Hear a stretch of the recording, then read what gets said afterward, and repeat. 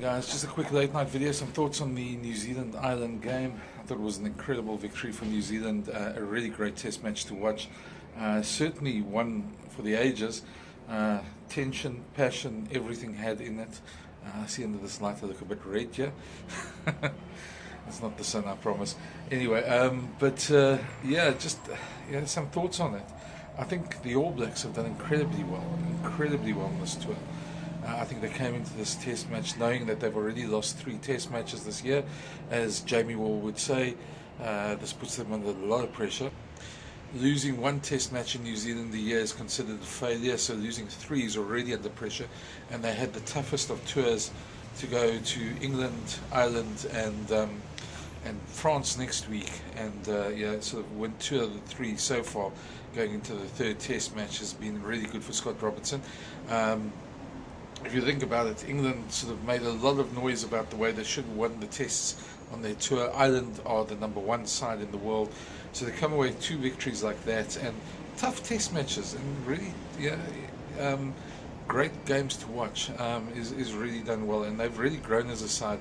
They certainly are growing. They're finding ways to win. They're not as flashy as we know the All Blacks to be, but they find ways to win. And Damien McKenzie was exceptional with the boot. Missed 1 or 2, but when it matters, he came through. Again, some questions about Ireland. It may be a bit premature to say, but are Ireland the #1 side in the world? I know the world rankings say they are, but they'll probably change after this game anyway. And they won't be #1 in the world again. But have they reached their peak? They certainly are an exceptional side, and nobody's doubting that. But on the evidence of this game, you've got to sort of wonder, have they lost a step? Because this was an All Black side there for the taking for them. And now Ireland have won only 2 of their last 6 games against New Zealand. Think about that for a moment. They're supposed to be the #1 side in the world, but against the All Blacks, they've lost 4 of their last 6 games. That certainly isn't a stat that any team would want, let alone the team that rates themselves #1 in the world, and who sort of pride themselves on being the best in the world. Of course, that's up for debate. I think Springbok fans will tell you 2 World Cups mean a lot more than a #1 ranking at the moment, and that'll be tested on this tour for the Springboks as well. But just on the evidence of this, New Zealand certainly played the better game plan. They certainly played the better the percentages. And other than 1 or 2 forays into the 22, especially when New Zealand went down to 14 men, Ireland didn't actually offer that much on attack. They were nervy, they dropped balls, they did a lot of things. The pressure seemed to get to them, and that's quite surprising for a team that's #1 in the world. There was so much riding on this game. It was supposed to be a revenge match for Ireland for the World Cup, and to come back disappointed, lose by 10 points, you've got to certainly say to yourself, is Ireland the #1 team? Of course, that's a bold statement to make if they've reached their peak, but there's certainly some cracks in Andy Farrell's team, and teams go through that. They go through setbacks, so it'd be interesting to see how they respond to this. I think this was their big test of the season, of the autumn internationals, and they failed it. New Zealand passed with flying colours. As I say, they came through last week against England. It was an exceptional test match, but again, we saw Irish players go out and celebrate knock-on, celebrate tackling Sam Cane into touch, celebrate these little things and trying to get the crowd geared up. I've never seen an Irish team do that before. It's a strange one because, yes, passion and the heat of the moment and all these things, but what is going on in the Northern Hemisphere that you have to celebrate every tackle, every sort of knock-on, every time you tackle somebody over the line? It's really, and then you still lose by 10 points, and in the sort of last couple of minutes they were still celebrating. The little things, and fair enough. Own the moments, and I think New Zealand won all the moments that mattered. So that's something that's really going to go down. I found that very strange that Ireland were celebrating. England, we expected. They did in the World Cup. They do it a lot. It doesn't always work for them. It's a very strange thing to watch England do, especially when they come out on the wrong side of the scoreline. But Ireland, we've never really seen do that a lot. Ireland's best passage of play as well was when Jordie Barrett was off. And just on the card, I think the officials got it right. It didn't really look more than a yellow card. There was head contact, but it didn't really look like it reached the red card threshold. So I was quite happy with that. Yeah, but it's just, yeah, they didn't really offer much. And that's not saying that the All Blacks offered so much themselves. It was a tense test match. And neither side really freed up the arms a lot. And some of Ireland's tactics were really bizarre at times.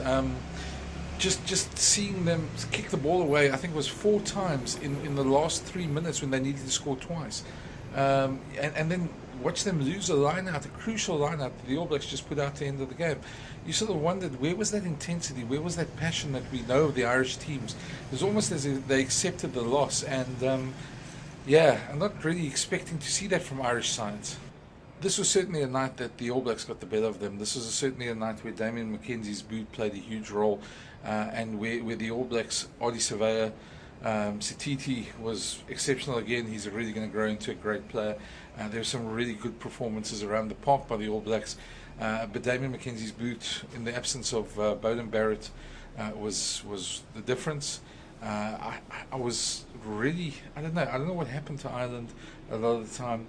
It felt like they had sort of one plan, the All Blacks stopped them, and they didn't really have a plan B. I know other teams are probably going to look at that, probably going to focus on that. Ireland are still an exceptional team. This is not knocking them, but you have to sort of wonder, have they reached their peak under Andy Farrell? Of course, he's going to probably take the Lions next year to Australia. That's an easier tour for him. Yeah,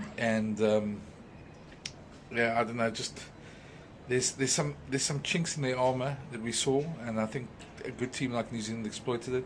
New Zealand have grown immensely on this tour, immensely since the Rugby Championship. They've gotten more headstrong, they've got more tougher around the fringes, and they found ways to win where they probably shouldn't have, especially against England. Yeah, and this one was a good victory for them. So they'll be celebrating. They could go through this tour unbeaten if they beat France. They'll certainly put a knock in the Northern Hemisphere's sort of claims of dominance. And I know my New Zealand friends out there will be hoping for that. But at the end of the day, this was still a great test match. It was a wonderful advert for the game. Lots of entertainment. A really good game to watch. But I mean, when you look at it in the cold light of day at the result, you've got to say Scott Robertson certainly took a step forward. Ireland didn't. If anything, they stayed the same. And they'll probably wake up on Monday not being world number ones anymore, which a lot of South Africans will probably say they shouldn't be in the first place. But they still remain a very, very good side. Yeah, I know it's going to be interesting to see how both sides spin this. But certainly, from my point, New Zealand are dominant. That head-to-head is now 2 out of the last 6 for Ireland. New Zealand seems to have their number, and Ireland's hope of being world number one under Andy Farrell is really taking a knock there. So, are they still number one? Let me know your thoughts. Let me know who you thought was good, and what happened to Ireland. How did New Zealand dismantle them? It was a great test match to watch, and thank you again. It's very interesting to watch it from this side of the world as well. It's been a very interesting day for me as well. But great test match to end it off with. And yeah, wherever you're watching, let me know. And if you haven't already, please subscribe to the channel. Chat to you soon.